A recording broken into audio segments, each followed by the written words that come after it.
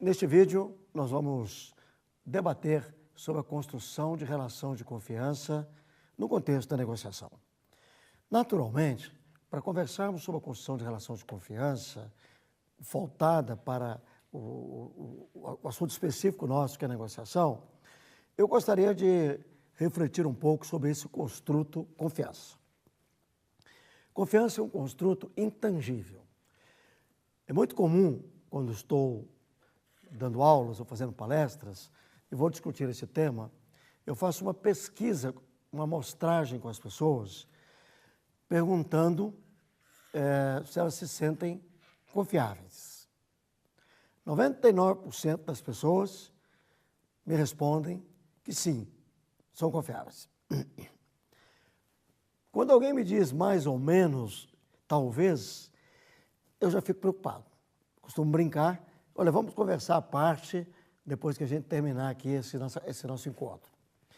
Por que é importante que nós nos sintamos confiáveis? Por uma questão da nossa autoestima.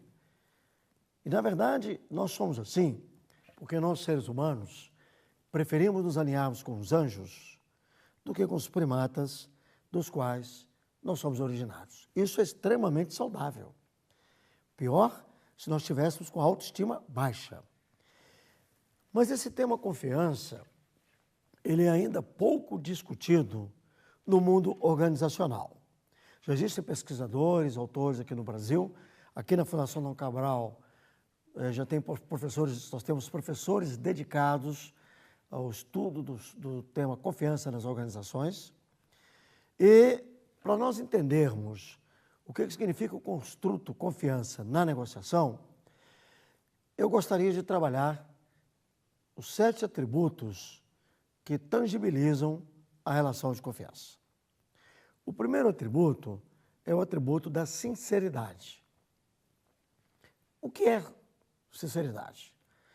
Quando você olha do ponto de vista da filosofia e das teorias comportamentais, a gente identifica que uma pessoa sincera é aquela que fala a verdade.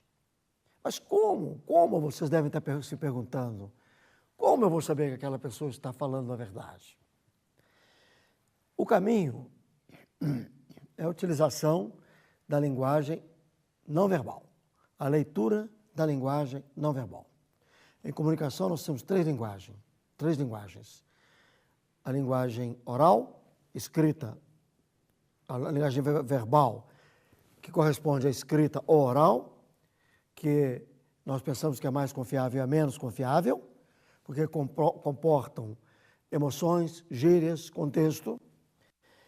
A linguagem simbólica, que é ambígua, nós estamos observando a maneira das pessoas andarem, falarem, vestirem e se manifestarem.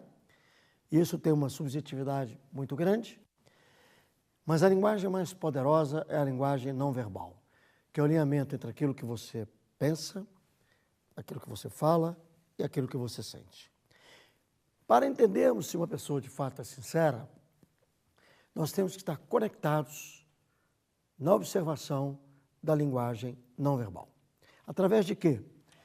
Através dos comportamentos que são observáveis. Como? Pelas ações das pessoas. Diferente das atitudes que não são observáveis porque estão numa dimensão intrínseca. Elas são a alavanca, a energia, que nos empurram numa determinada direção. Portanto, no relacionamento com as pessoas, observando a linguagem não verbal, através das suas ações, que são as manifestações dos comportamentos, nós podemos identificar se uma pessoa está sendo sincera ou não. Provavelmente vocês estarão se perguntando, uai, mas como? Se sinceridade é falar a verdade, então o blefe não cabe na negociação. Porque o blefe, em princípio, é uma mentira, um truco, no pôquer e em outras situações. A reflexão é a seguinte: o blefe é uma questão de forma e de conteúdo. Quando você atua no conteúdo, omitindo informações que possam prejudicar a terceiros, tema esse que eu vou falar no outro atributo, que é a transparência, você está incorrendo, sim, em uma desonestidade e em uma produção de mentiras. A forma, ela te permite assegurar os seus objetivos e interesses na negociação. Explico melhor. Blefe é uma questão de forma e do cuidado com o conteúdo. No conteúdo, você tem que estar atento de não estar negociando, discutindo com pessoas e passando informações que possam prejudicá-las. Na forma, você está se protegendo. Vejamos lá. Para utilizar o blefe, existem regras. Qual é a primeira regra? Para que eu uso o blefe? Para proteger a minha vulnerabilidade ou para testar o limite do outro? Segunda regra, eu uso o blefe quando tudo está perdido ou quando o benefício é maior do que o risco. Se eu protejo o conteúdo para não incorrer em prejudicar os outros, o blefe é perfeitamente legítimo. Mas existe uma terceira regra. Blefe é igual a ajoelhar. Ajoelhou, tem que rezar. Se você começa a negociar com alguém e diz que só pode fazer uma concessão de 2%, passa para 5%, 10%, 12%, 15%, o outro não mais sentirá sinceridade em você, corromperá o construto confiança e impactará o atributo credibilidade, sobre o qual falarei em seguida. Portanto, gente, o blefe pode sim ser usado em negociação. E o que é a credibilidade? A credibilidade é a possibilidade de cumprirmos os compromissos assumidos com as pessoas e sermos capazes de honrarmos com esses compromissos assumidos, para que alguém possa dizer que você é realmente uma pessoa com credibilidade. No exemplo anterior, vocês viram que alguém que vai aumentando as concessões, ela vai perdendo credibilidade.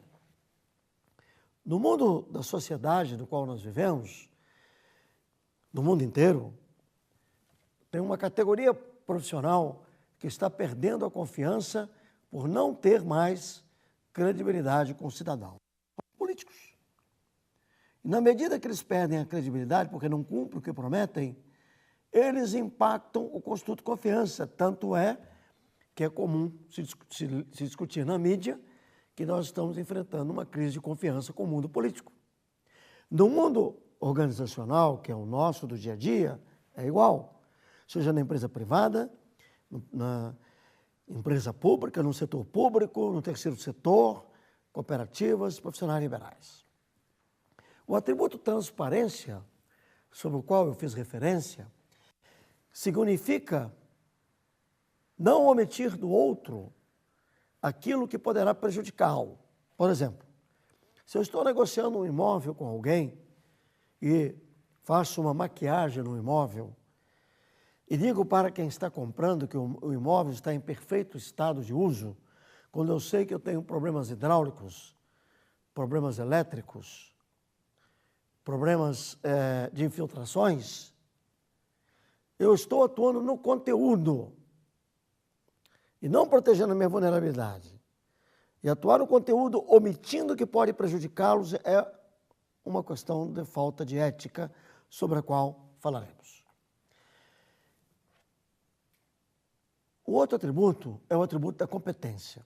A competência tem 3 dimensões. A primeira é o domínio do conhecimento, a segunda das habilidades, conhecimento que é o saber, habilidade do saber fazer e as atitudes do querer fazer, que são as alavancas que nos empurram na direção de um determinado objetivo, de uma determinada ação. Quando eu for negociar em qualquer contexto da vida, seja social, da vida pessoal ou profissional, eu tenho que estar muito bem preparado. No mundo organizacional, Eu tenho que conhecer tudo da minha empresa, dos meus produtos, do meu mercado, da concorrência, de cenários, de tendências. Eu não posso ser tomado de surpresa por uma pergunta do meu interlocutor. Eu, além de professor, trabalho também como consultor organizacional e negociador. Quando eu sou convidado para fazer um diagnóstico em uma empresa, eu vou direto para a internet para obter todas as informações sobre aquela empresa. Qual é o negócio dela, quem são as pessoas, qual é a filosofia, qual a missão, valores. Se tem algo que a tecnologia nos trouxe de vantagem, é a possibilidade de obtermos informações. Eu tenho que chegar lá, de preferência, saber tanto quanto o meu interlocutor, porque eu vou impactar a percepção dele que, de fato, eu estou entendendo as suas dificuldades. O outro atributo é o atributo do compromisso, que significa aquilo que eu acertei como prazo, datas, produto a ser entregue, seja de fato cumprido. Nós temos algumas profissões que eu vou citar como exemplo, que atuam no nosso cotidiano, que têm grandes dificuldades de assumir compromissos, como, por exemplo, os pedreiros que prometem entregar a sua casa quando você voltar do lua de mel e não fica pronta, o mecânico que promete entregar o carro 3 dias, você chega lá, faltou peças, o marceneiro, o bombeiro, o funileiro e uma série de outras profissões, eu citei algumas aqui, só para ilustrar. Mostrar que o importante é que da negociação eu tenho que entregar aquilo que eu me comprometi a entregar com as características, condições e prazos determinados. Coerência. Já dizia meu velho professor na Zona da Mata de Minas Gerais, as palavras movem, os exemplos arrastam. Coerência significa alinhar o seu discurso com a sua prática. E uma vez que isso esteja alinhado, com certeza a coerência estará assegurada. Finalmente, chegamos à ética.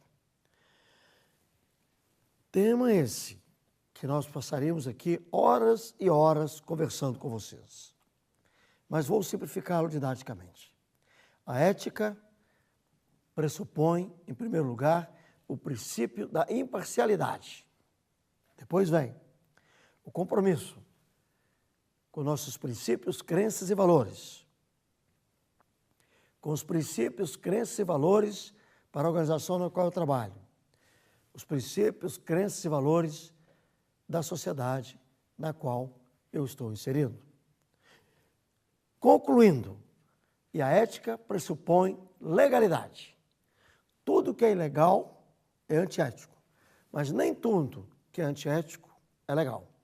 Nós temos uma série de comportamentos antiéticos no dia a dia que não dependem da legislação brasileira, que não dependem da Constituição. Muitas vezes,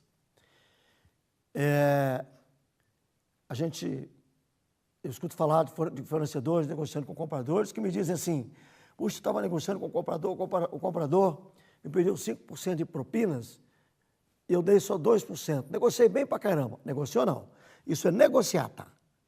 Todas as vezes que você recebe favorecimento ou benefício de terceiro, significa que você corrompeu o princípio da ética da organização e da sociedade na qual você está inserido. O Milton Friedman, Prêmio Nobel da Economia, já dizia, no mundo do business não existe almoço grátis. Quer dizer que então que eu não posso mais ir a happy hours, coquetéis, jantares? Claro que pode ir, mas preste atenção. O outro te convidou não pelos seus belos olhos verdes, te convidou para ficar mais próximo, para obter informações privilegiadas e para manipular determinados interesses dele. Finalmente, eu gostaria de concluir esse nosso vídeo fazendo um comentário sobre um outro líder reconhecido universalmente, que é o Nelson Mandela. O Mandela, depois de 27 anos preso, conseguiu mobilizar a sociedade sul-africana para acabar com a apartheid na África do Sul. Como ele fez isso? Com convicção, com competência, com perseverança, com determinação e negociando com todos os atores e protagonistas do seu contexto histórico. O Mandela conseguiu, encontrando pontos de convergências, que é a possibilidade de trabalhar o ganha-ganha entre as partes envolvidas, numa negociação, de fato, unir brancos e negros na sociedade sul-africana. E ele tem uma frase que me marcou muito e que diz respeito a um dos atributos que nós acabamos de falar. Ele escreveu que compromisso significa que cada uma das partes envolvidas deve ceder para a outra, deve acomodar suas exigências, seus medos à outra parte. O segundo entrave que pode dificultar o processo da relação ganha-ganha nas negociações trata-se da presença da emoção ou dos sentimentos. Emoções são primárias aos seres humanos. Por serem primárias, elas vão estar emergindo. Mas como a negociação é um processo racional, nós não podemos absolutamente permitir a entrada dessas emoções no processo de negociação. Quando elas entram, elas geram algumas consequências. Mas nesse momento, talvez você já esteja se perguntando, você está maluco? Você acabou de falar que nós temos emoções que são primárias. Como podemos controlá-las no processo de negociação? É verdade. As emoções primárias são alegria, tristeza, medo, raiva e o amor. Naturalmente, elas vão entrar e interferir no processo de negociação. O que fazer, então, para administrarmos tais situações? Só tem uma alternativa. Trabalhando muito bem a preparação e o planejamento da negociação para minimizar a entrada das emoções na negociação. Por quê? Porque elas tiram o nosso foco, nós perdemos o controle emocional, nós perdemos as nossas referências, nós ficamos totalmente sem chão. Quais são as consequências da entrada das emoções ou dos sentimentos no processo de negociação? A primeira consequência para o nosso interlocutor é o sentimento de injustiça. Ele poderá ter a percepção, tema esse que já aprofundamos, de que foi lesado, manipulado, expropriado, passado para trás. Vocês se recordam que eu comento do caso da vendedora de automóveis com um rapaz que foi lá trocar o seu Gol por um CrossFox no momento de mercado que a economia estava em crise e o mercado era ofertante. Ele despertou na vendedora um sentimento de injustiça, porque ela se sentiu passada para trás, ela se sentiu perdedora, ela se sentiu manipulada. Portanto, quando as emoções entram na negociação, via de regra, os nossos interlocutores se sentem prejudicados, porque nós estamos impondo determinadas posições e ao impô-las e deixarmos saber que assim fizemos, o sentimento despertado será difícil de ser controlado. Naturalmente, a consequência poderá ser também de inflexibilidade, de não fazer concessões, de endurecer o jogo porque nós não estamos sabendo lidar com o interlocutor. E essa inflexibilidade gerará perda para a relação de negociação, que será perde-perde, ou perde-ganha, ou ganha-perde. É muito comum encontrar essas emoções, eu vou dar 2 ou 3 exemplos, para ilustrar quando elas surgem com muita facilidade. Heranças não resolvidas em vida despertarão uma disputa desgastante, um sentimento de injustiça e de inflexibilidade, se farão presentes. Briga, separação litigiosa de casais, que ficam brigando por quadros na parede que não têm valor de obra de arte. Esse é meu, esse é seu. Esse é meu, esse é seu.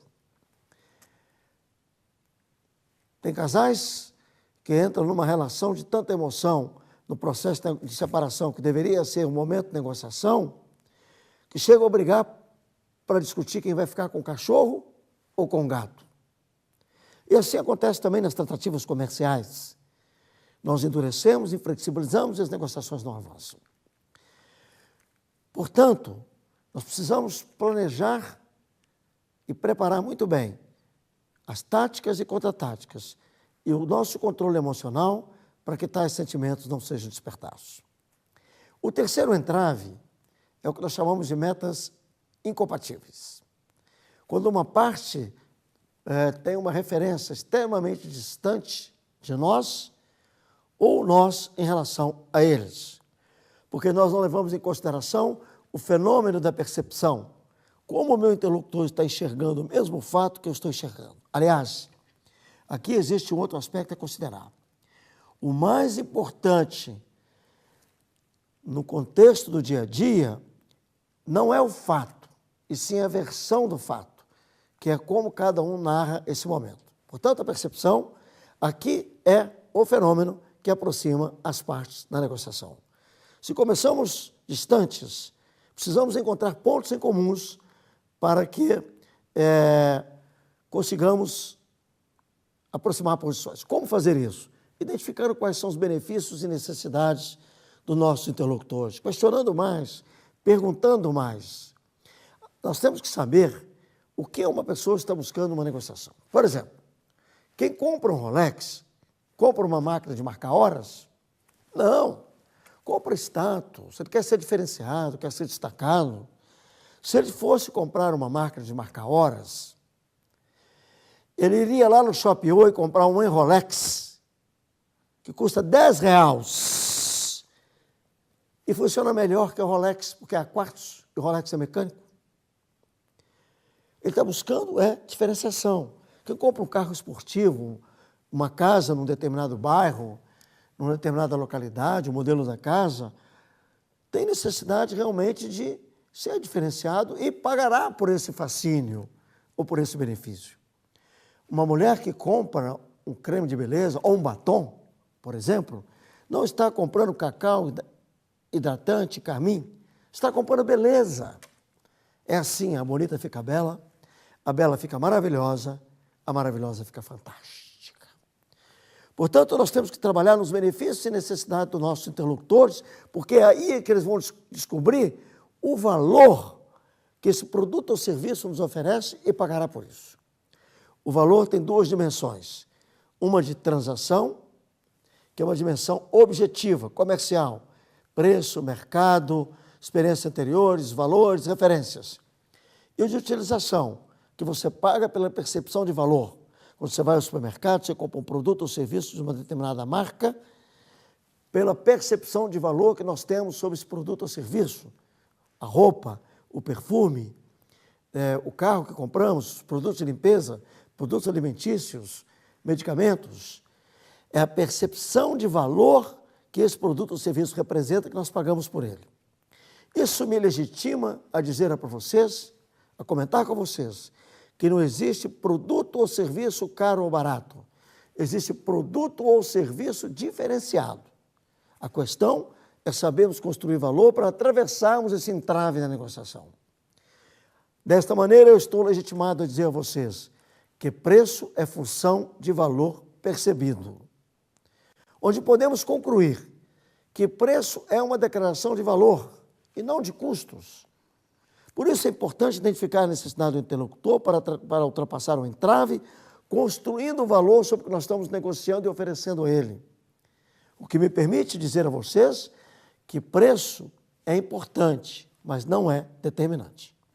Falamos de 3 entraves: construção de uma relação de mútua confiança, a entrada das emoções e a superação de metas incompatíveis. Nos veremos brevemente.